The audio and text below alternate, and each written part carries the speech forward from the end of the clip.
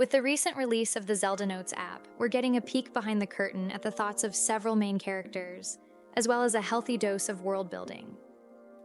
While I've personally enjoyed most aspects of it, that's not to say I've enjoyed all of it. For the purposes of this review, I'm going to be focusing specifically on the voice memories. Let's take a peek behind the curtain at this fresh injection of lore and return once more to the era of the wilds. The Zelda Notes app is an ambitious attempt to deepen the storytelling experience of Breath of the Wild and Tears of the Kingdom, offering fans an intimate audio journey with voice memories from characters like Zelda, Rauru, and even Master Koga. But while the idea is bold and the execution striking in some areas, there are several aspects worth unpacking, especially for those of us combing through the details for lore accuracy and preservation. Let's start with the narrative content itself. While hearing directly from Zelda and Rauru is undeniably exciting, it's important not to take every line at face value. Notably, Zelda makes a significant factual error when she claims that the laser that blasted Heber Peak was fired from Hyrule Castle, something the game's visuals and context contradict. This moment raises a broader issue. Are these memories intended as historical fact? Or are they fallible perspectives from characters with a limited understanding of the larger events unfolding? I'm inclined to think the latter. Koga's musings, for example, often walk the line between intuition and wild conjecture. It's a compelling storytelling device, but it also complicates how we analyze the timeline and events within the canon.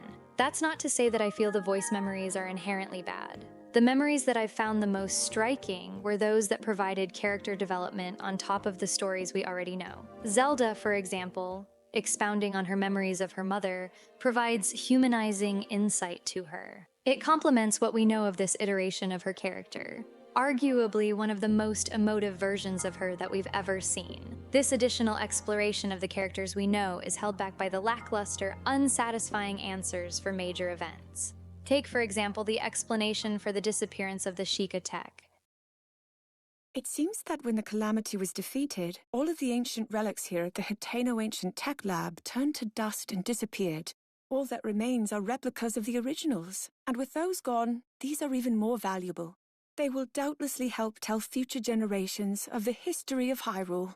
This is, to put it mildly, not great. It provides more questions than answers, and the moment for them to answer those additional questions was in the same app for which this explanation was introduced. On the localization front, however, Zelda Notes is sublime. The English translations appear to be remarkably faithful to the original Japanese, preserving nuance, tone, and character intent without overwriting cultural context. For lore researchers and language comparison enthusiasts, this is a dream. You can hear the Japanese structure behind the English, and that closeness helps build trust in the localization team's respect for the source material. But there's one glaring issue: ownership and permanence. These voice memories are tied to a mobile app and cloud service with no in-game integration. That means the very foundation of this story content is ephemeral. If Nintendo decides to shut down the app or remove the content, it's gone. Forever. For a series that's so deeply built on its legacy, the lack of permanence here feels like a misstep. These should be within the game world, accessible even after the credits roll, not gated behind a transient digital platform. This results in a fragmented experience where core character perspectives exist outside the game itself, creating a sense of disconnection rather than immersion. Zelda Notes is a beautiful addition with sharp writing, strong localization, and moments of real depth. In the best moments, it can feel like you're going on a hike with one of the main characters, and that really works for me personally. Hearing Zelda theorize about the world in real time made me quite giddy. But it's also a reminder that even the stories we're told, especially in a series about memory and myth, can be fragile and fallible. All in all, it's a great next step. It's clear to me that this app was produced with the intent to deal with the negative response about the delivery of the story across both games. As a whole, I love the era of the wilds, but I find the approach to narrative delivery is chaotic at best, and deeply confusing at worst.